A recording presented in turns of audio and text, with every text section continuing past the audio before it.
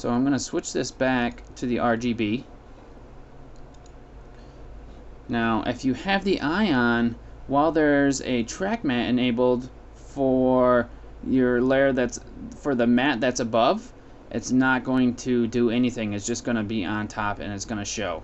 So you need to have that off for enable that to work. I'm going to put it back on my alpha matte here, and we can see that the matte didn't affect, or the 4-color gradient didn't affect anything in the alpha matte. That's because they are separate entities and are not affected by each other. I'm going to go ahead and take off this track matte, and I'll hide this alpha dog there, and I'm just going to throw in like a picture of something. Let's go into our images here, and I've got this tuna can here. There we go. And now I'm just gonna switch that. Oh, these are on track mattes for some reason. I'm gonna put this right above what I want it to take out, and then I'm gonna switch this to the. I'm gonna show you the alpha real quick though. And you see this whole entire tuna can is cut out.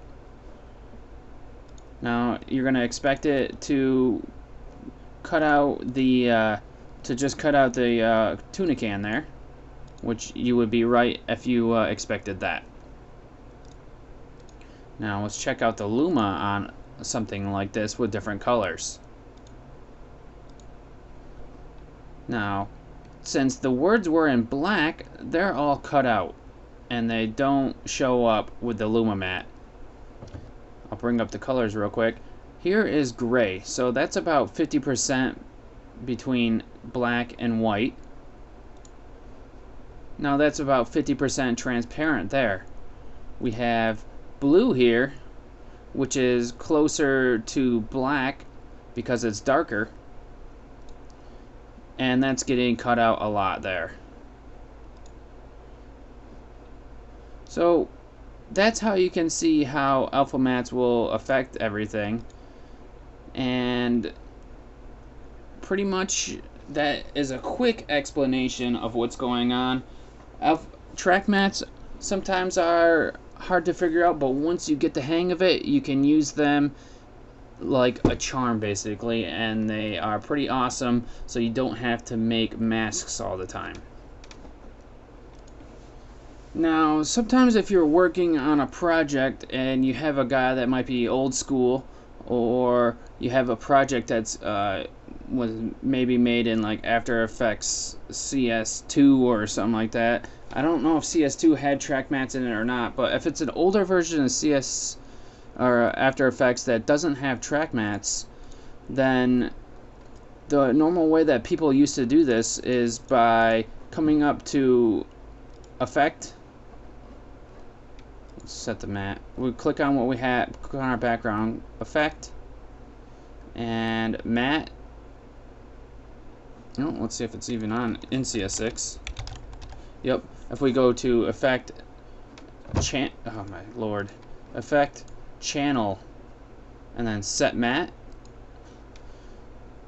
This is the way we can take the mattes from just like a track matte. This is the old school way.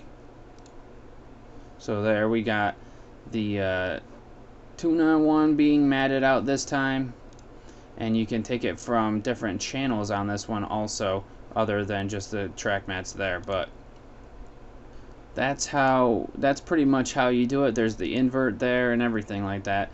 So the set matte is used mostly in old school projects or by old school After Effects users, and it has a couple more extra settings in there, so that's another reason to use the set matte.